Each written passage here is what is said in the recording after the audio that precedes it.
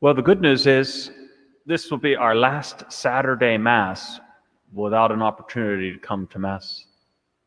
In other words, on Monday, the churches will be open for Mass, and hopefully you all will be consumed by the Eucharist as you come and receive the Eucharist. And that gives me a lot of joy. I'm getting sick and tired of empty pews and nobody to look at.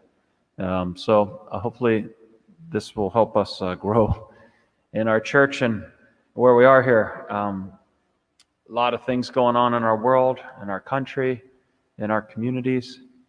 And I can't help but to think of the words of our dear, there's a cardinal, his name's Cardinal Robert Serra, and he said, "Courage is defined as strength of character and the firm determination of men when faced with difficult situations. Courage is the enemy of fear." Now, in our era, we live in perpetual fear, anguish, and the most senseless obsessions, agonizing irrationality. And then the great three words here that I just have been praying a lot about. Heaven makes heroes. Heaven makes heroes. And that's what we're going to be celebrating in just a couple of days here on Sunday, well, tomorrow actually, or tonight if you, the vigil of Pentecost and Pentecost Sunday is proof that heaven makes heroes. That the descent on the Holy Spirit that these disciples were waiting for since Ascension Thursday is truly the proof that it's heaven that makes heroes. The courage that we need to overcome fear is not because we're going to be smarter, we're going to have the best techniques of sanitization. It's not because our government is the greatest government. It's not even because the Penguins got back Jake Gensel that we're going to win the Stanley Cup. That has nothing to do with it. It's how heaven can influence us to make us heroes.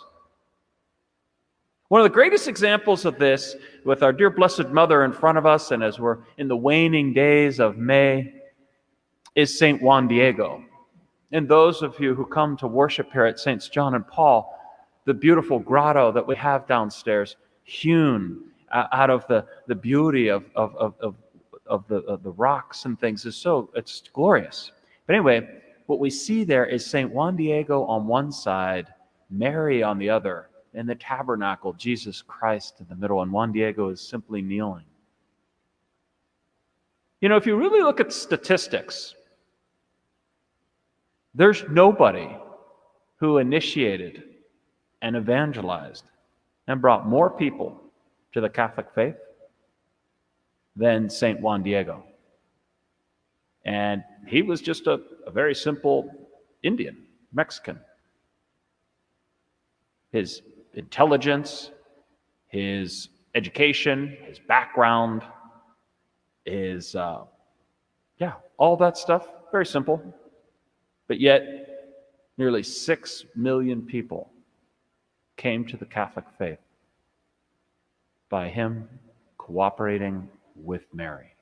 That should prove to all of us that it's truly heaven that makes heroes. It's not about our human qualities. It's just about us cooperating with the heavenly graces of the Holy Spirit.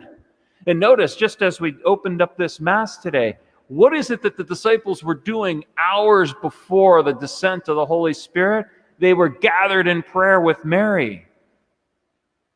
And so, I guess my invitation to myself and all of us as we creep closer to the day in which we're allowed to receive communion again, the day in which the shackles of our doors will be opened, the day in which sacramental life can once again flourish and play the primary role of salvation that always needs to be kept in mind.